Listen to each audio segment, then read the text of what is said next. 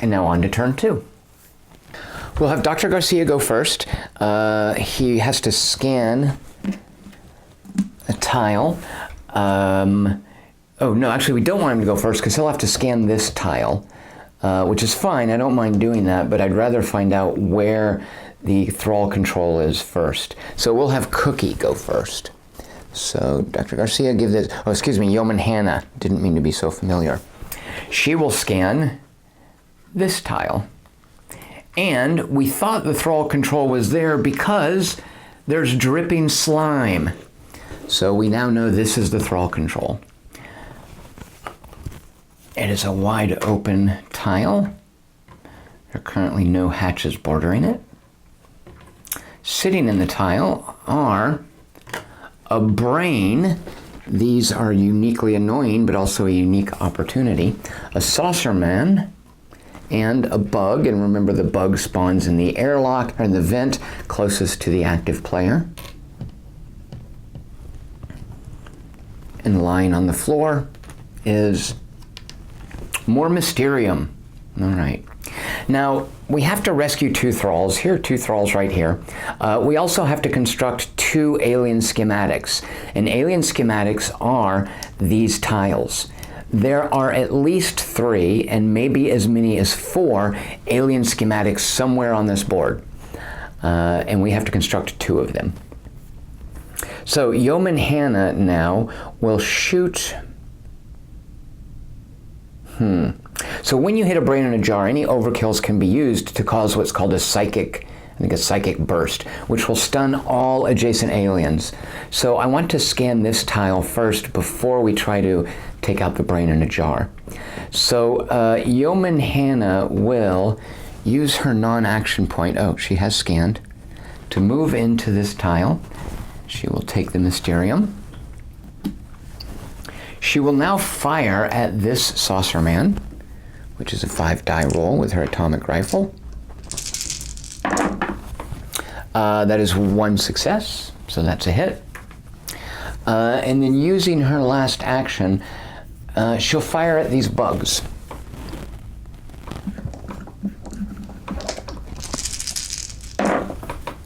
And miss. They are small, after all. And that is Yeoman Hannah's turn. Now, we know where the thrall control is. When we activate Dr. Garcia, he's going to be scanning this tile. There's almost no way around it, which is fine. So let's go ahead and activate the professor first. That way we can flip over. And we actually know from the tile, this is going to be open. There's going to be no hatch between us and the thrall control. So there will be aliens in there. If we can engineer a psychic burst, psychic scream, they will be stunned, so someone could waltz in there and turn it on. So yeah, let's go ahead and have the professor go. It's his turn. He will scan this tile, and lo and behold, it is a thrall control. So rather than using the tile that's actually face down, which is of no consequence whatsoever, and I'm not even going to look at it, we put this here. This little marker now goes here to show that the thrall control is active. All thralls are war thralls. Once we turn it off, we remove the tile to then show that all thralls are now non-war thralls. In here we have a leader. It's our first leader appearance. His sidekick Saucer Man. And another thrall. This is what's called a thrall-rich environment. And X-ray goggles, just lying on the ground, nobody wanted them. They let you trace line of sight through a closed hatch. All right, Professor Pelham with his atomic rifle will shoot at the brain in a jar. He rolls 5 dice. Oh, so he has scanned. This is his first action. I would love an overkill. I'm counting on an overkill. Maybe I should wait on Captain Riggs to jump in there. No, I'm okay with this. We got one hit. Is that a 7 or what? That is a 1. We got 1 hit, or 2 successes, so 1 is a hit, 1 is an overkill. So we apply the hit. Brains in a jar, as we all know, have 2 hit points. So there's a hit. The overkill options, I know we're going to go ahead and do the brain in a jar overkill option, which is Psychic Scream, which stuns all adjacent aliens. We don't need this here. Including these poor little bugs. So we'll put them on their backs. It does not stun the brain in a jar itself, by the way, interestingly enough. So nice work with the atomic rifle, Professor. We will now use our non-combat action to move forward. We will then use this action to turn off the thrall control. Oh, and when we enter the tile, because it's a free action, we will pick up the X-ray goggles.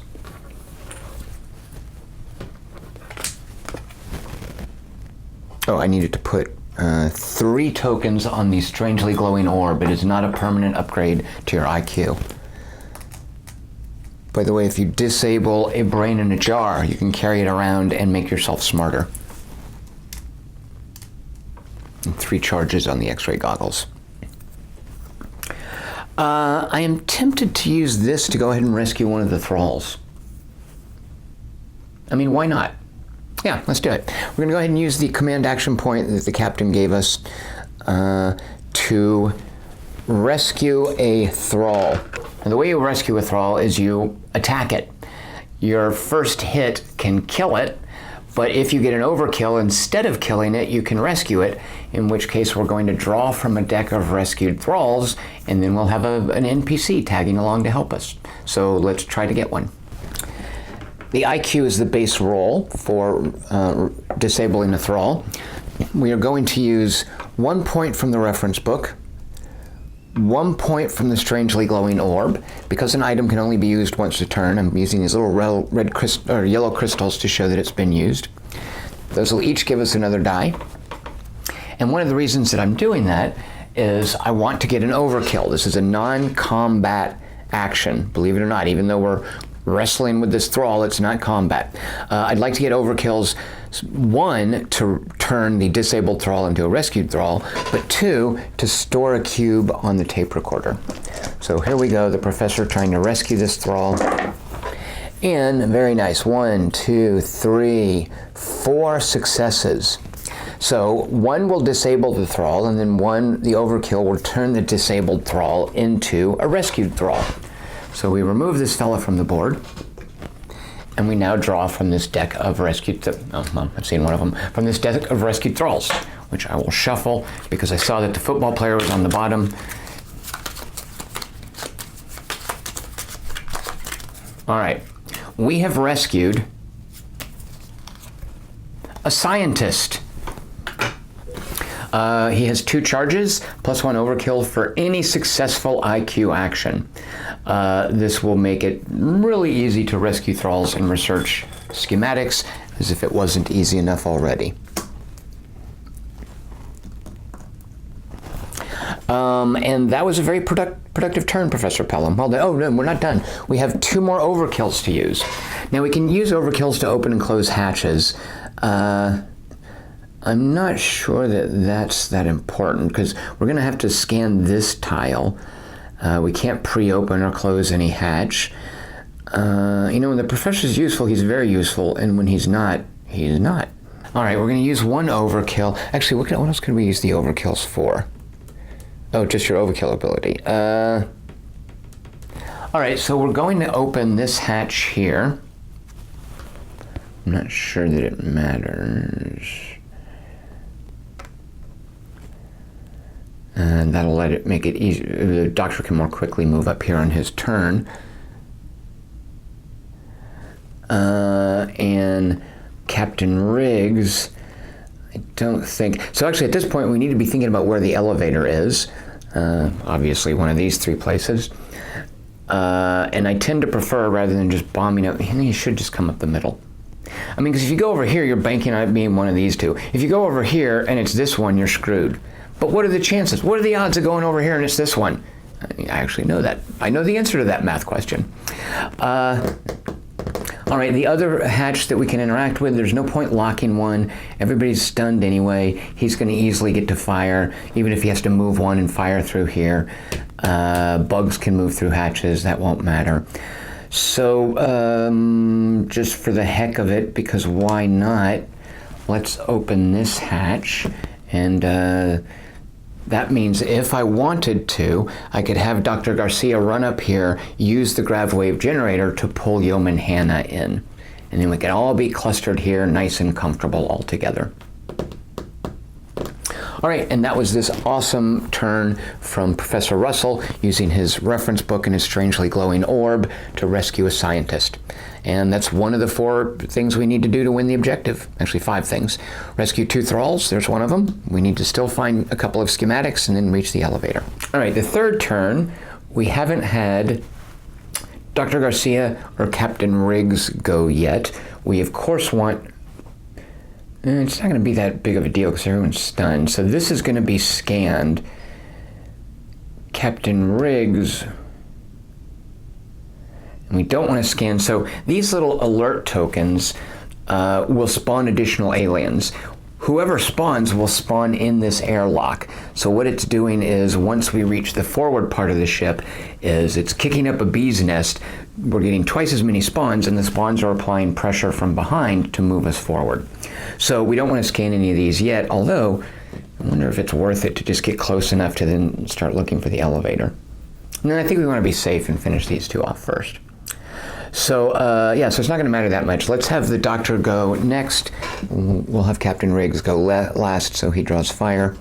The doctor will scan this tile.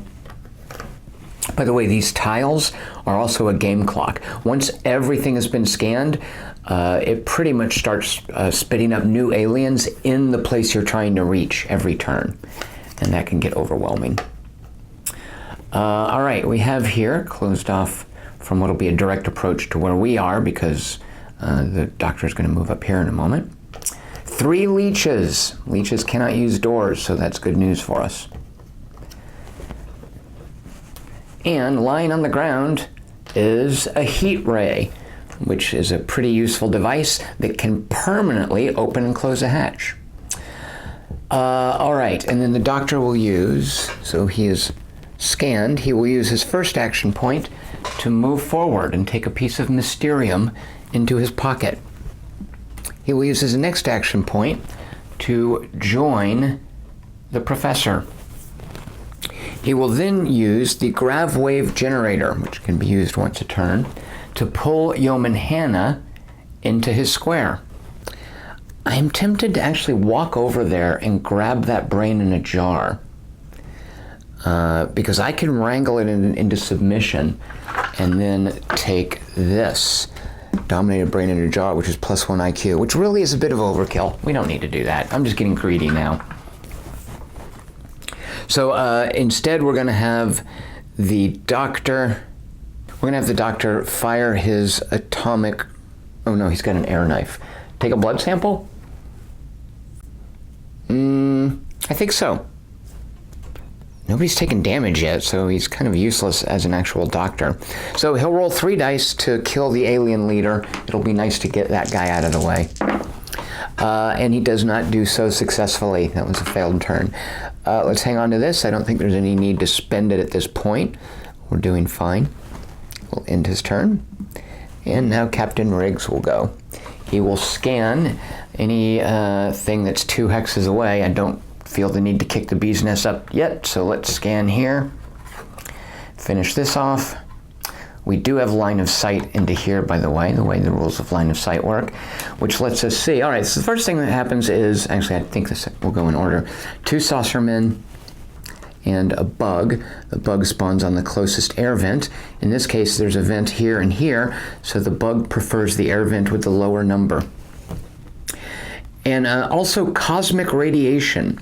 So lurking amongst all of these alien tiles, and there's several that we haven't used that we will be using once we get to these red alert tiles. Lurking amongst all these alien tiles are 5 events in yellow text. One of the events is this cosmic radiation, and what that does is a point of damage to every Rocketeer. which basically means if you are ever in a situation where your Rocketeer has 1 point of health left and the cosmic radiation is still lurking out there, any flip of an alien tile could reveal the cosmic radiation, kill your Rocketeer, and end the game for you. So frankly, I'm glad to see the cosmic radiation flipped over this early in the game. Another one of the events like the cosmic radiation is, I think it's called unreasonable fear, and that functions similarly on oxygen. Every Rocketeer loses a point of oxygen, which means if you've ever got this situation where your Rocketeer has only 1 oxygen left and the unreasonable fear pops up, the last oxygen is used, 1 for each Rocketeer, and your game is over. So there's still an unreasonable fear lurking out there. And on the ground here we have, well, some schematics. I hate to have to veer over there to get it. So it's a status box, which is a fun item that lets you go through all of the unused Rocketeer items that we didn't grab at the first part of the game and pick any one that we would like. And the status box, oops, these are regular items. We could actually grab it with the grav wave generator, if it comes down to it. Excuse me, stasis box requires wire and mysterium. By the way, when we rescued this thrall, I forgot, every time you rescue a thrall, you get a little piece of wire that can be used on schematics. All right, so say we wanted Captain Riggs to move here, take this grav wave generator, and then use it to pull these schematics here. The reason we can't do it, and it's one of the reasons for this rule, is we've already used this turn. It can't be used twice in a turn to prevent that sort of passing things around and using them over and over. So if we want that schematic, we're going to have to go pick it up. There's no imminent danger to the people in this hex. Oh, we do want to make sure to kill this, by the way. I forgot about that. So, first of all, we're going to move the captain into the hex with the brain in a jar. We are going to use his pistol, which is 5 dice, plus 1 for the holster. Let's see. And we want overkills here for a reason, and not just these, which I'll show you in a minute. Here we are, firing at the brain in a jar at our feet. That is 1 success, 2 successes. So the first success kills the brain in a jar. We could use the overkill to do another psychic scream, which would stun everyone adjacent, which would now involve these 2, but we're not going to do that. We are instead going to use the overkill for the pistol's special ability. Excuse me, ray gun, I keep calling it pistol, which lets the Rocketeer take a free move action into this square, at which point he picks up the plans for the stasis box. And I'm going to put this here perpendicular to show that it hasn't been researched yet and cannot be used.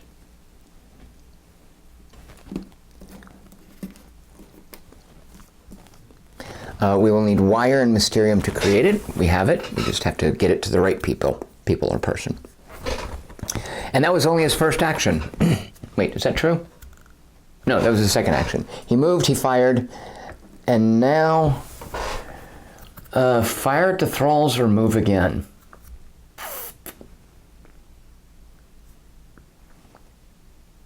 Fire at the thralls. Let's go ahead and thin them out. And then maybe with overkills, move again. 1 success, which just kills 1 thrall. Now, we're actually doing well enough, and I hope I don't regret this later, that I'm going to use an oxygen to take an additional action. And the action is going to be to fire at the thrall. I'm just basically trying to get an overkill so I can move back towards the other Rocketeers. 1 success. So I killed the other thrall, at least, so there's that. And you can only do that once a turn. That is the end of Captain Riggs' turn. I could theoretically come in and give Dr. Garcia an action. So is there any reason I want to do that? I don't think there is. One of the reasons I might want to go ahead and use his command action point is to free him up to be given another one by Captain Riggs. But right now his is the only one out there, so I think we'll save it and just end his turn and go to the monsters. So, we did scan, the turn is over, And now the alien turn. In order of sentience, the brain in a jar goes for, oh, look, it's dead. The leader goes, oh, look, he's stunned. Now the regular saucermen go. This is the only one. These three are all equal range. So whichever one of these went last, which we can see is Dr. Garcia, will be attacked. The range is 1. He rolls 2 dice.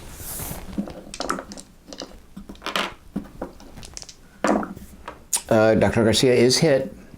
Ouch. You know, ironically, the doctor is the most injured character here. The next smartest things are thralls. They're all stunned. Then we go to, are leeches smarter than bugs? I believe they are. Let me verify. Yes, leeches are smarter than bugs. The leeches go 1 space.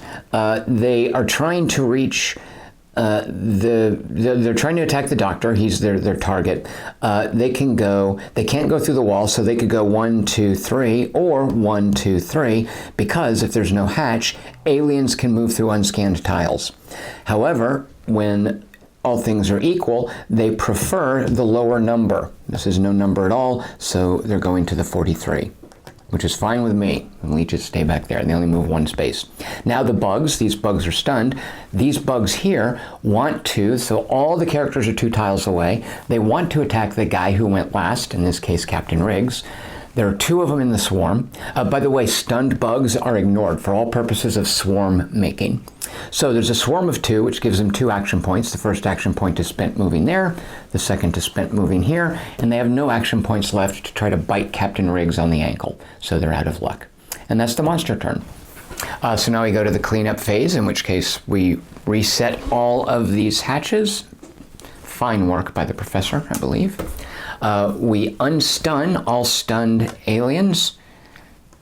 This leader, I need to make sure that he does not stay alive and attack. Leaders are a big pain in the butt. They cause you to lose oxygen. And now we remove these little crystals to show that we have used these items. And then finally, all of the action point and turn order tokens are reset. This was used and is returned to the captain. This was not used and is saved. And that's the end of our second turn. Let's go to the third turn.